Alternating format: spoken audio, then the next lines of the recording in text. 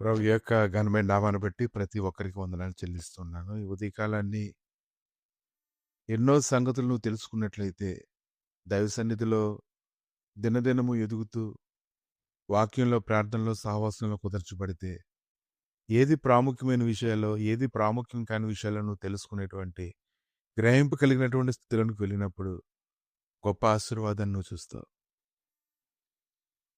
పేతురైతే నీవే జీవం కలిగిన దేవుని కుమారుడు అని చెప్పినప్పుడు, ప్రభు అయితే అతన్ని మెచ్చుకోవడాన్ని మనం చూస్తున్నాం. మనంతట మనం ఆయన సన్నిధిలో గడుపుట ద్వారా శ్రేష్టమైనటువంటి ఆశీర్వాదాలు పొందుకోవడానికి మనం సిద్ధపరచుకుంటే అది మనకెంతో మేలు. కనుక నీవే ఎరగాలి. నీవెరిగినట్లయితే అది మీకెంతో మేలు.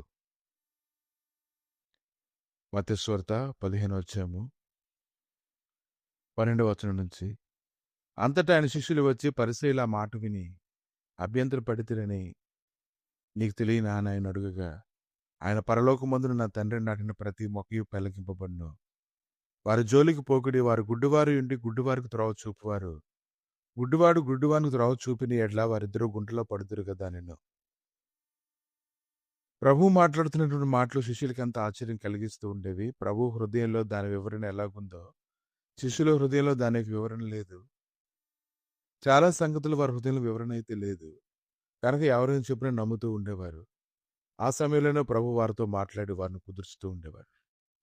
అందుకు పేతురు ఉపమాన భావం మాకు తెలుపమని ఆయన అడుగగా, ఆయన మీరు ఇంతవరకు అవివేకులై ఉన్నారా? నోట్లోనికి పోవునదంతయు కడుపులో పడి బహిర్భూములు విడవబడును గాని నోటి నుండి బయటికి వచ్చినవి హృదయంలో నుండి వచ్చును. ఇవే మనుషుని అపవిత్రపరచునని మీరు గ్రహింపరా? దురాలోచనలు, నరహత్యలు, వ్యభిచారములు, వేశ్యాగమనములు, దొంగతనములు, అబద్ధ సాక్ష్యములు, దేవదూషణలు హృదయముల నుండియే వచ్చును.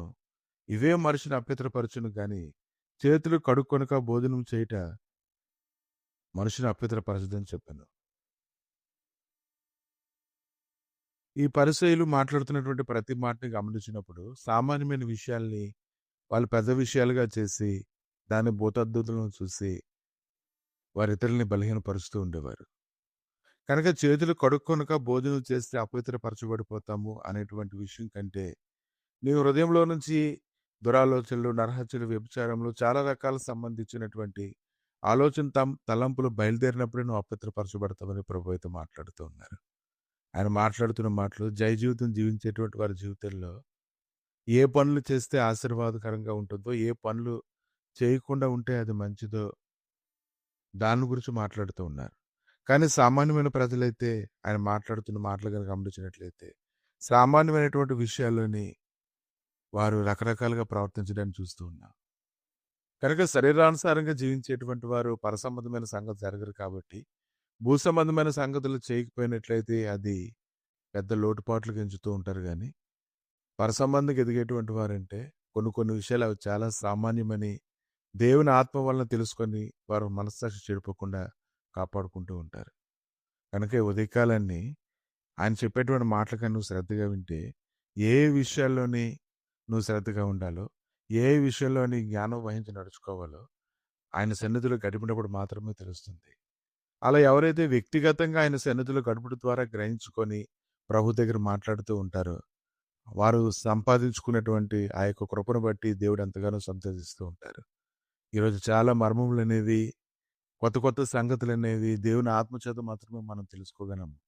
అలా తెలుసుకోవాలి తప్ప భూ సంబంధమైన విషయాల్లోని, వ్యర్థమైనటువంటి విషయాల్లోని పట్టుదల కలిగి, వ్యర్థమైనటువంటి విషయాల్లోని ఘనంగా ఉండకపోవడాన్ని బట్టి నేరంగా ఎంచడం అనే దాన్ని ప్రభు అయితే వాటన్నిటి కూడా ఖండిస్తూ ఉన్నారు. ఉదయకాలాన్ని నువ్వు ఆయన సన్నిధిలో గడిపినట్లయితే ఏది మంచిదో, ఏది చెడ్డదో, ఏది నీకు ఆత్మీయ జీవితాన్ని ఉపయోగపడుతుందో నువ్వు తెలుసుకునే స్థితిలో నువ్వు ఉండాలని ప్రభు అయితే ఈ ఉదయకాలాన్ని నీతో మాట్లాడుతూ ఉన్నారు.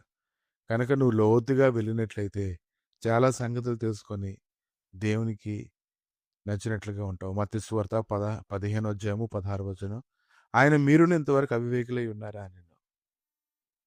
కనుక చూడండి, ఆత్మీయంగా ఎదగడానికి మీరు ప్రయాసపడండి.